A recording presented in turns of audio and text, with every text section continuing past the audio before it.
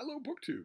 Well, as you can see, I have a guest. This Yes, is Micah Cummins, who a long time ago used to make BookTube videos. it's true. until he decided it was a choice between BookTube videos or reading.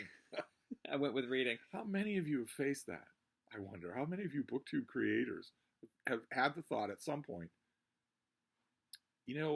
I'm planning videos, I'm making videos, a lot of you edit videos, and that's cutting into my reading time. Isn't that ironic?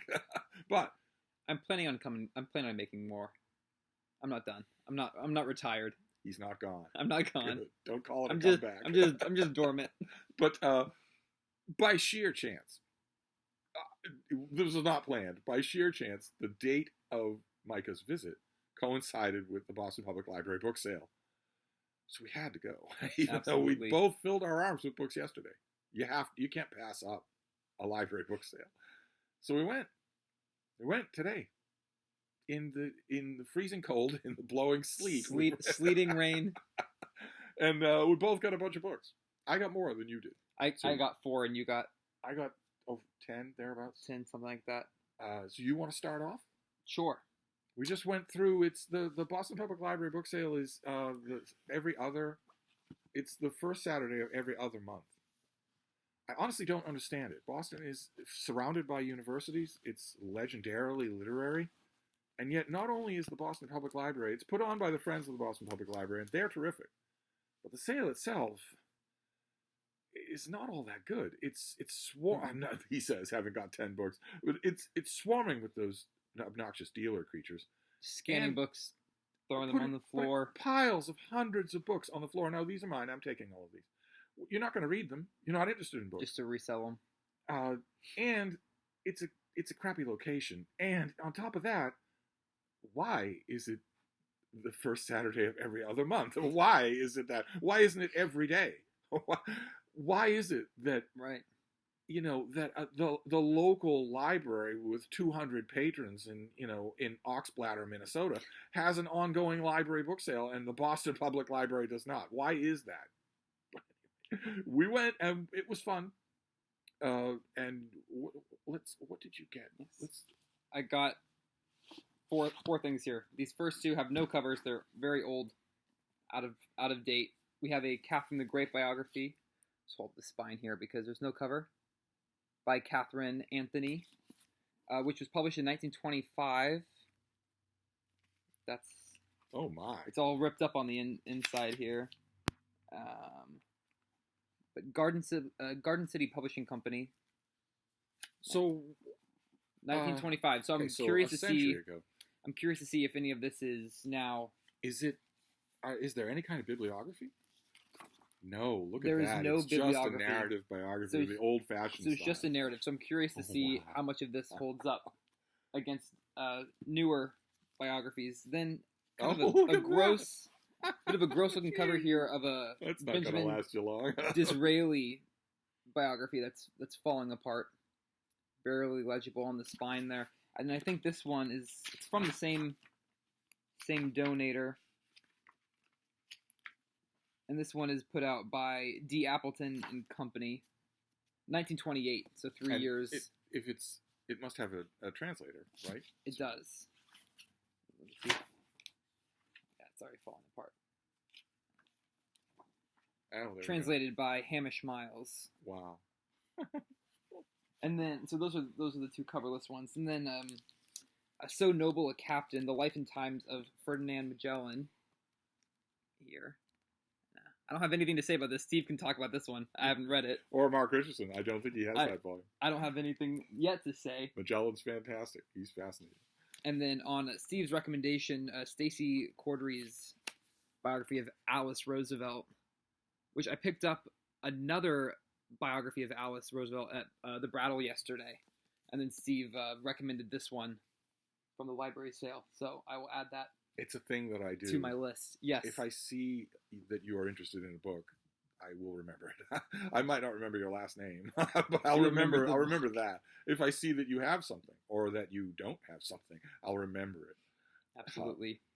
But I'll mail all of those to you. So Thank you. You won't have to lug them. You won't have to lug them home. Although that Alice book is really. I will probably bring the Alice book on the plane. That'll probably be my read. Well, I got a lot more books. You do. I got you all got of a them are stack. paperbacks except for one, and the first half are all mass market paperbacks. I got Nio Marsh again, Death of a Fool, and I came back here. We parted ways when we were done with the sale, so that Micah could go and take in the museums. I had a certain someone to get back to. Mm-hmm. So I came back here, and I actually read this when I got back here. I just fell upon it like a ravening wolf, and thought it was terrific, just absolutely terrific. This was right in the middle of Marsh's writing career, so none of the awkward overtrying of a new novelist, and no hint of powers waning. And it's very much mired in it's based in the idea that English village people are weird.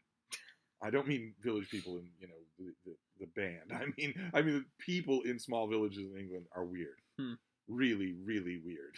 And in this case, there's an annual Morris dancing troubadour type event that's been going on forever in this little village, where the highlight of it is that 5 men do a choreographed dance with swords, and it's supposed to feature a false decapitation.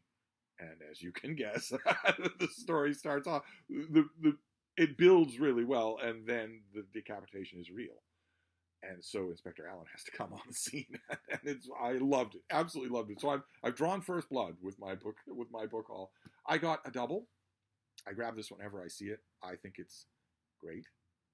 If I offhandedly mentioned, I think it was on a Steve stream or something on my channel, I offhandedly mentioned that I would love to make an American literature canon for the second half of the 20th century. The part that hasn't solidified into a canon yet, except Cormac McCarthy. But I'd boot him off. I'd make a real canon. And I said 50 books, and I think I tossed out that probably 25 of them would be books you haven't read. I got a lot of emails about that. A lot of you wanted me to make that list, and this book would be on it. This is Vance Bourgeois, who was once upon a time a best-selling author. His novels were known. Booksellers had to know what they were because people wanted. And this is his magnum opus, now playing at Canterbury. The story of a small university in the American Midwest that is putting on a musical. It's an original musical. It was done by their music director, but they need a director. They need someone to make it happen on the stage, and they get a gruff, schlubby loser who's not part of this system. He's not elite in any way, and he makes it happen. He makes the musical happen, and it's a long and extremely wonderful look at this fictional Midwestern university that has a strong resemblance to the University of Iowa in Iowa City on the banks of the Iowa River. It is a strong, strong resemblance. It is the great Iowa City novel. Then I got this thing, this huge Megillah. I got it. It was Pillars of the Earth by Ken Follett. I got it in a Penguin mass market. Wonderful. Because I don't think this is American. I don't think the American version ever looked like this. I don't think the American version was done by Penguin. I don't think it was. Oh, well, this has the UK US trade price right on there. And it doesn't have a... Well, I've been out of the retail book selling business for a while. It could be that this was reissued this way, but I don't have a copy of this. And I don't know. I mean, I grabbed it because I'd never seen this before. But I don't know. I don't know. I mean, this is 1,000 pages long, right? Can you imagine reading this? Oh, in no, this it would be size? terrible. Look at that. It's exactly 1,000. Oh, yeah. But it's the typeface is so small and the margins are so tight. I don't know. No visibility. I grabbed it, and I might give it a try. There was a big trade paperback. Have you ever seen the big, beautiful gold trade paperback of Pillars of Earth? That was there. I should have grabbed that really instead. But I've seen that before, and I've never seen this. So I grabbed it. Just pure novelty. I haven't seen that either. Then this thing, I just got a hardcover copy of this. I have another hardcover copy of this. When I got the hardcover copy, I described the mass market paperback. And when I was done with that video, I went and looked for it. All of my mass market paperbacks are together. And you're never going to guess. I didn't have a copy. So now I do. I got a copy of Gore Vidal's Julian. with this original wraparound artwork that they used to do in the late 70s and 80s. And I commented, I just got a hardcover of this thing. And I commented when I got it that the mass market paperback cover is really weird. It is. It has a young man sitting there. That handsome young man in the middle there is clearly supposed to be Julian the Apostate, Julian the Roman Emperor. But Julian was famously bearded. He didn't just wear a beard. He wrote a book about it. but that's just the way it goes. I love this cover. This was the format that I originally read this book in. It came out in America. It came out in a big, stately black hardcover, which I have. So I now have 3 copies of this book plus the ebook. I was just complaining to Micah before we started filming about how little room I have. Yes. We could connect the dots here, couldn't we? Buying extra editions of books we already have. Then, next mass market paperback, a couple of visits ago, you've got the whole lineup here, haven't you? A couple of visits ago at the Boston Public Library book sale, there were boxes and boxes of old science fiction mass market paperbacks. And I got a couple of them here and there, but I left most of them behind. I shouldn't have done it. And there was one pitiful little remainder of that today, so I grabbed it. I was telling you that these are the ones that had the colored text block and all that. This is Damon Knight. He did an anthology of a century of science fiction. So what will be in here? This thing came out in 1962, so there's been almost a century more of science fiction. What have we got in here? He has an introduction. Stanley Weinbaum, Ambrose Bierce, Isaac Asimov, Reason by Isaac Asimov, Brian Aldiss. How interesting. He doesn't do it chronologically. He breaks it up by gimmick, by science fiction gimmick. So it's robots, then time travel, then space, and then aliens among us. So I wonder how many of these. For time travel, we get a selection from H.G. Wells. We get Of Time and Third Avenue by Alfred Bester, which is great. We get Philip Jose Farmer, Sail On, Sail On. We get a selection from Worlds of the Imperium by Keith Laumer. That's kind of weird. And then Mac Reynolds, The Business as Usual. I don't have any Mac Reynolds except for this. Then for space, of course, Edmund Hamilton. I seem fated not to be able to avoid Edmund Hamilton and Captain Future. Yes. I'm almost unable to avoid him. There's Skylift by Robert Heinlein. The Star by Arthur C. Clarke. Another H.G. Wells, The Crystal Egg. Marion Zimmer Bradley's in here, The Wind People. Catherine MacLean, Unhuman Sacrifice. I don't know that. Don't know that at all. Fitzjames O'Brien. I do not know at all. Claude Vaillant. No idea. Theodore L. Thomas. Boy, this is great. This has lots of stuff that I don't know. Oh, and then there's a section on Superman. How interesting. With an excerpt from Odd John by Olaf Stapleton, and Call Me Joe by Poul Anderson. Okay, great. This is fantastic. This has Mark Twain, Frank Herbert, Jules Verne. This is great. So, a science fiction anthology that I grabbed. It's a kind of memento mori because I should have got a lot of those when they were there. And then the last mass market paperback is this thing. One book in a quartet of books by Evangeline Walton that I love. I once had a box set of these in mass market. No idea what happened to that box set. Probably a dog happened to that box set. But this is the 4th volume in the series. No, this is the first branch of. She's retelling Welsh mythology here, and this is the first branch of that. But this was, I think, the last book that came out. I don't have any of them in this cover. I grabbed this at the book sale, kind of hoping that all 3 other volumes would be there, and they weren't. So I should have put this back, but I didn't. Then we have trade paperbacks, including a UK trade paperback of Bring Up the Bodies. Beautiful. Lovely thing. I already have the Canadian trade paperback of this, and of course I have an ebook. But the books were $1 a piece. They were $1 a piece. I just grabbed this. This is the Can't put it down. The June selection for the Steve Tiberius Donahue Book Club. So, and I've never had this, so not in this format. Then I got this. The next trade paperback is one that I just hauled on this channel, but didn't look like this. I got a trade paperback of a Robert Harris novel, and I didn't like the look of it. and I'm just that shallow, so I got rid of it because I didn't like the look of it. And I like the look of this one a little bit better. I think this is a UK. This is Imperium. We just saw this on this channel. This is, I think, the middle book in the trilogy of historical novels that Robert Harris did about Cicero, that I want to love. Lots of people I know who read historical fiction love this series, and it's right up my alley. It's an author I love, writing about a time period that I know and love, but I keep waiting for it to sort of win me over, and it hasn't yet. And I'm not helping things any if I get rid of copies just because I don't like their covers, but I'm going to try and hold on to this one. And see, this is not the only UK cover for this. I know there's another set that has a uniform cover with, I think, a lion on all three covers. Sooner or later, once I sort out the physical dimensions of this book, probably I will come to love it. And this next one, another UK trade paperback. This is The Mirror and the Light by Hilary Mantel. Look at the size of this. Great cover. I was overjoyed when I saw this. And I confess, I also took a kind of mean-spirited joy out of what it and Bring Up the Bodies are going to do to all of you type A book people out there. Yes.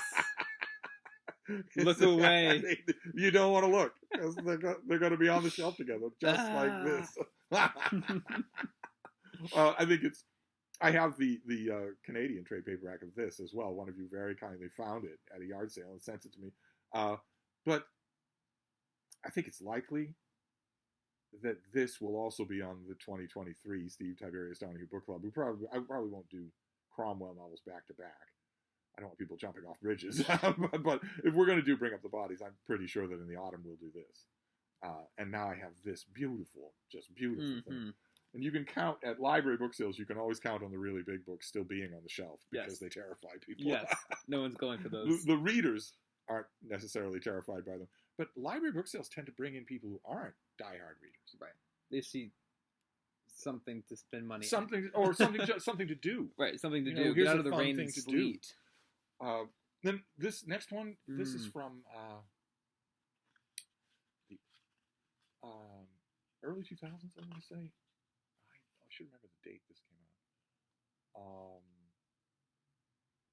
1991? No, it can't be. It hadn't happened yet. There we go, 2009. This is Dave Cullen's book, Columbine.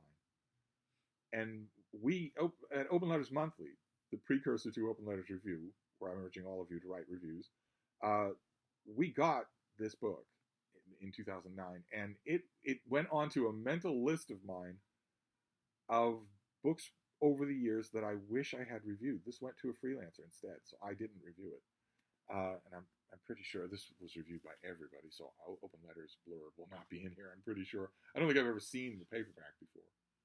And off the top of my head, I know this is bad as a managing editor, I don't know that I could tell you who wrote the piece that we ran.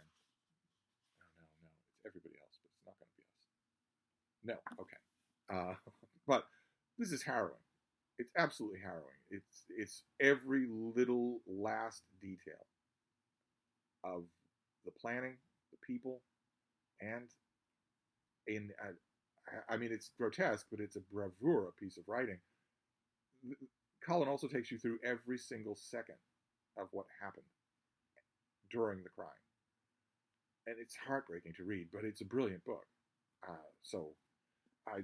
When we got it in the mail at Open Letters Monthly and a freelancer was willing to write about it, I confess, it feels naive now, but it never crossed my mind when we got this that there would be 300 more mass shootings between then and the next time I saw a copy of it. That just it's like people always say, if Columbine didn't do it, if Columbine didn't cause automatic weapon bans in the United States, then nothing will. And then we said that about the next mass shooting of children, that surely that will do it. But I haven't read this since then. I read the copy that we got before I passed it on, and so now I have it again. It'd be grim reading, that's for sure. And then there's this next one, which is an ex-library copy. I'm going to have to get all this schmutz off it. But this is Philip Baum's Fracture, about the years after World War I and before World War II. What did the conflagration of World War I and the massive, massive pandemic that followed, what did those do to the fabric of society? Did they make people happy-go-lucky? Did they bring on the Roaring Twenties? Did they create all sorts of psychic pressure that needed to be relieved? Certainly gave birth to a lot of movements, literary, social, whatnot. This cover, of course, is a famous painting that was trying to embody the ideals of futurism, which inflamed the intellectuals of Europe, Italy, for instance. And when this came out, I loved it. I don't think that I ever wrote about it. This came out in 2015. I don't think that I ever wrote about it, but I loved it. I think it made my much coveted year-end list. But it's got all this stuff on it. It's got all this library Yeah, I stuff gotta get all that off. I'm gonna have to take the plastic jacket off, then I wonder get if it's all glued that. or if it's taped. Because if it's glued, you might be in trouble. Well, I'm gonna make you do it. So. Oh, perfect. I'm in trouble. I'm not gonna waste time on that. I've got other things to do. That's what guests are for. There you go. That was my. Oh, it's taped. We're in luck. Oh, good. We just sliced the tape. Never mind. That was my Boston Public Library book sale. I got 10 books, even though the sale kind of annoyed me. I indulged myself anyway. All of these trade paperbacks and mass markets, and then all of these little paperbacks here. Mystery, science fiction, fantasy. I don't need any more books. And you have a pile as well. Look at that. My small stack in comparison. You can't take Alice on the plane. I don't think I can. I think it's too big. You can't. I'll just mail it all to you. To mail it all to me. So that is it. You came up for just 2 days, and in that 2 days, we overdosed on books. Absolutely. I think I've purchased 25 books being here. You got a ton at the Brattle and had them shipped. Yes, so I had them shipped. They'll make their way out there. They're on their way to me. I'll do a video when those arrive on my end. A little at-home Brattle haul. First of its kind. I saw them pack up the boxes. So, or the one big box. Yeah, it should just be one big box. It was exorbitant shipping. It was lots of fun. And the Boston Public Library book sale, the next time it happens, maybe I'll have a guest. I'll track them. Absolutely. I always have to play the percentages. I always do this to myself. I always have to play the percentages of. I like a lot of the stuff that I got. That copy of The Mirror and the Light, I would have jumped at that at the Brattle. And it was fun to show it to you, but those dealers, I know I shouldn't think about them, but it somewhat ruins the experience for actual book people looking for books. The arrogance of them. I'm gonna put 300 books on the floor. Just seeing someone scanning and chucking books off a shelf. They're not scanning it with their eyes or with any kind of just looking for the financial. Yeah, they're gain. looking to make a nickel on eBay, and therefore they need ISBNs, and they've got a program on their phone that tells them how this is doing, how it will sell for. Mm-hmm. And we have, not to name any names, but we have people like that making videos on BookTube. They've made inroads. They make inroads everywhere. They weasel in. It would be so easy to stop it from happening. You mentioned a dealer hour. Other library sales do that. Get the dealers alone, away from, what did you call it? Away from real people. Oh yeah, away from real people wanting to read the books we buy. Or my solution is more draconian. I have proposed it to the Friends of the Library many times. Ban cell phones in the sale room. Just put a sign up saying no cell phones. A bin up at the cashier table. Put your phones in here. Get them when you come out of the room. Yeah, it works for grade schools. I think you should do that in any public space, honestly. It's these creatures with their scanners don't know anything about books at all. The only reason they go to books instead of shoes or old albums is because they think book people are clueless. Here are a bunch of just a bunch of wallies that I can just fleece. They don't know that there's money to be made here. That's why they exude such arrogance, because they think you're stupid for reading these things when you could be selling them. When you could be selling them. And making 25 cents on the dollar you spent to buy it. Yeah, well, you got to go in volume.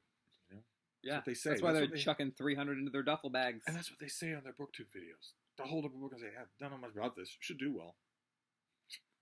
What does that mean? Yeah, it'll sell well. I think I heard of this. I don't know. Stranger in a strange land. Okay, so I guess the land must be strange. I don't know. He doesn't live there. It'll do. It'll probably do well. It'll do well. It'll make me some money.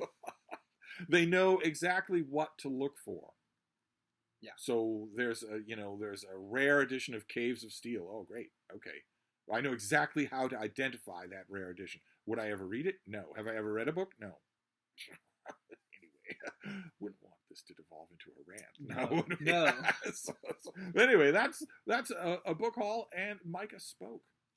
I can speak. He can speak. He may make a video someday. I may. You never know. Keep your eyes out. So we're going to go back to pampering the baby. Yes. So I'll wrap this up for now. We'll see you soon. Bye, BookTube.